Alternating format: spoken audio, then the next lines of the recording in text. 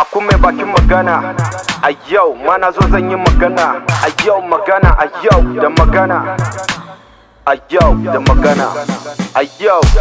Zan yi batu ne kan arewa, daga yara manya da tijan mu daya ban cirewa, bamu da hankalin ganin mu ciji mu yi kashewa. Na lura da yamma baya kishin arewa, yaushe ne zamu fara kishin arewa?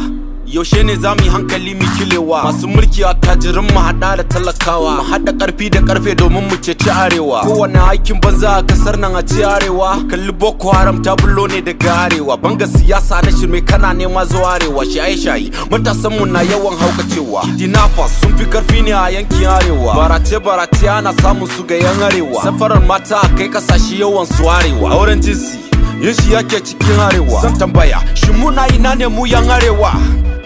Ya zama dole ne mu gyara, ba sai gobe TV ba, yanzu mu fara. Malamanmu da fadanmu ku ya kamata ku tsara.